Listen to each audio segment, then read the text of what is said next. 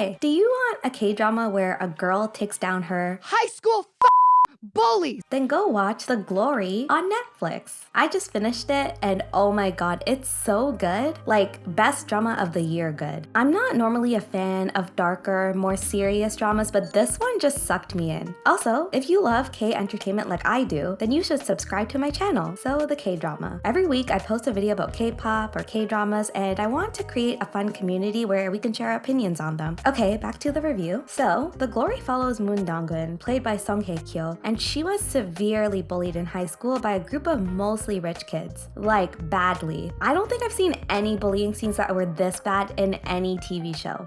Dong-gun makes it her life's mission to get revenge and take her bullies down. The drama mainly takes place about 18 years after high school, with Dong-gun and the bullies being in their mid-30s, and we get to see Dong-gun finally execute her plans of revenge. The Glory was released in 2 parts that are 8 episodes each. I'd say the first 8 episodes of the drama do a great job of setting up the story and mainly show Dong-gun planting her seeds of revenge. There are also a lot of flashback scenes that show how badly Dong-gun was bullied and how little support she got as a teenager. If you have a hard time watching violent scenes or bullying scenes, I'd recommend skipping those parts because they're really hard to watch. And I think without those scenes, it's still pretty clear how awful these bullies are. Like, the drama does such a good job at showing how awful these bullies are that right away you're like, yeah, I need these people destroyed. There are a lot of people Dong-gun wants revenge against, not just the bullies, but people who didn't support her or enabled the bullying. So the drama has a lot of setup and build up to do, and a lot of characters to establish. But it doesn't feel like a slow drama at all, and I loved seeing Dong-gun set up and execute her revenge, because I knew the wait would be worth it. I think it also helps that each episode is about 40 to 50 minutes long, so everything goes by smoothly and every scene feels necessary to the story. I really can't think of a scene that bored me or didn't keep my attention. The second part is more chaotic and has bigger moments since we're seeing the results of Dong-gun's seeds of revenge. And for the most part, it's pretty satisfying and the wait is worth it. Also, not gonna lie, it's fun seeing bad people get taken down. It's what she deserves. Oh my. But there is a part of me that feels like the revenge for some of the bullies was a little rushed and underwhelming, but I think the main bullies got what they deserved and their endings felt satisfying. If you're worried about a bad ending for this drama, don't worry, you're safe. Also, side note, this drama is kind of funny. Like, I was expecting it to be serious 100% of the time, but occasionally there'd be a light or funny moment, and it kind of threw me off at first because it'll be all serious and then it's like, wait, did you just crack a joke? But I actually liked that they included these lighter moments because it showed that Dong-gun's life wasn't all just about revenge and there were still some other sides to her as a person, even though they were kind of pushed deep inside because of her traumatic past.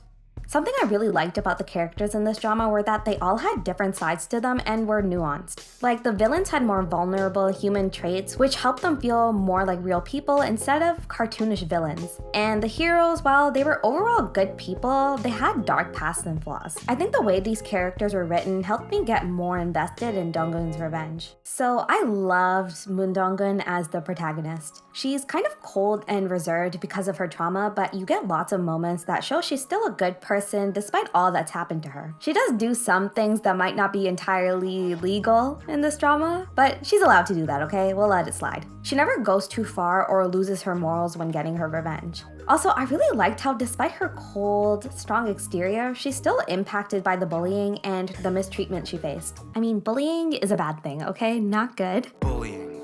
Knock it off. But from a character perspective, it's good. You get what I mean, right? Anyways, it just adds another dimension to Dong-gun. She's not a cold, unfeeling robot, but someone who is unhappy and broken and just keeps it in because she wants to appear strong. And the rare moments that she does show her emotions or have a breakdown are more powerful and heartbreaking because we know how hard it must have been for her to keep it in. Despite this, she's still a very smart and logical person, and she doesn't let her emotions cloud her judgment, which is refreshing and makes her fun to follow. Also, I know a lot of people aren't fans of Song Hye-kyo's acting, and I even saw some comments saying that they didn't want to watch this drama because of her.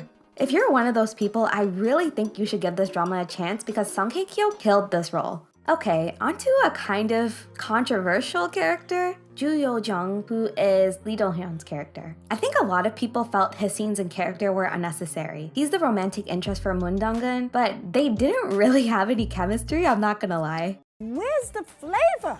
Where's the flavor in this? I don't taste anything. Like, why did he have more chemistry with the main antagonist?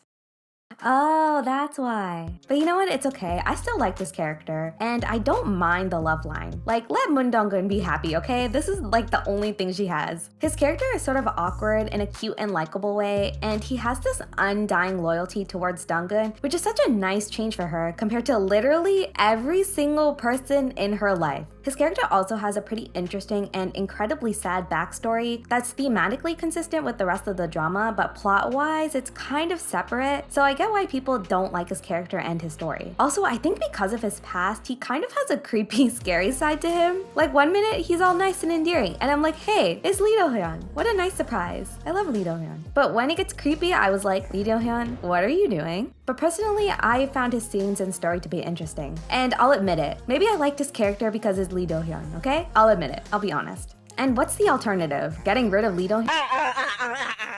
No. Now, onto our main bully, Park Yeonjin. Just pure evil. But also, she was so interesting because she still felt human. She was vulnerable at times and very open with her emotions. Like, we see her break down or lash out a lot of times in the drama, and she also had a lot of people and things she cared about and wanted to protect, like her husband, her daughter, and her reputation. Despite all the bad things she did, she was able to lead a pretty happy and somewhat normal life. And this all made her a really interesting antagonist. Because of the truly evil things she did to Dong-gun and other people, she could have easily just been a caricature and a cartoonish villain, but she actually felt kind of realistic. But don't get me wrong, she still sucks, especially in the high school scenes. The actress who played the teenage Yeonjin did such a good job of being pure evil. Almost too good of a job. Like, I feel like in part 1, adult Yeonjin was mean and evil, but kind of in the Regina George way, whereas high school Yeonjin was evil in a you need jail time kind of way. So this made adult Yeonjin kind of pale in comparison in part 1, but in part 2, adult Yeonjin ramps it up and is truly terrible, and it lines up more with the high school version of her. Okay, there are a lot of secondary characters, but if I talk about them all in detail, this video would be an hour or something like that, so I'm gonna do rapid fire. There will be some spoilers for these characters, so you can skip to this time or the next chapter if you need to. If you haven't watched the drama and you don't want spoilers, I created a chart with the side characters that suck and don't suck. Here you go, take a look. Okay, rapid fire, let's go. Okay, Lee Sera, she was probably the least terrible out of the bullies, which isn't saying much, but am I the only one who thinks she got the worst punishment? If I were her, I would simply go into hiding, like never show my face again. I mean, she's in jail now, so I guess it's okay. That's the same thing. Haejung. Okay, the way Jaejun was so terrible and worse than Yeonjin, but he was also so messy and disloyal that he started doing things that would hurt Yeonjin and the bullies and kind of benefited Dong-gun. So I was like, okay, you can stay for now. Also, is it just me or was his revenge kind of underwhelming? Like, yeah, he got pushed off a cliff and died, but I wish he got to know who did it and why. It would have made his last moments more satisfying for me personally. Okay, Myung-go? The way his greed got himself killed and kind of put Yeonjin in jail? Greed is bad, but sometimes it's good, I'm not gonna lie. Protect Miss Kang at all costs, okay? I loved Miss Kang and how cheerful she is despite her awful situation. Honestly, it got to the point where I was like, you can take Dong-gun as long as she's safe, okay? Anyone but her. I was so relieved that she got a happy-ish ending and was able to escape her awful husband. And her friendship with Dong-gun was so unexpected, but it was one of my favorite parts of the drama.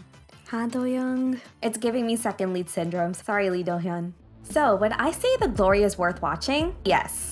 It kept my TikTok brain engaged for 40 minutes, so that should tell you everything you need to know. It's got a great plot, great characters, and a satisfying ending. So yeah, if you haven't watched The Glory yet, I highly recommend you do. Thanks for watching! If you watched The Glory, let me know your thoughts on it. I really feel like it might be my favorite drama of the year, but the year isn't even halfway done yet, so we'll see.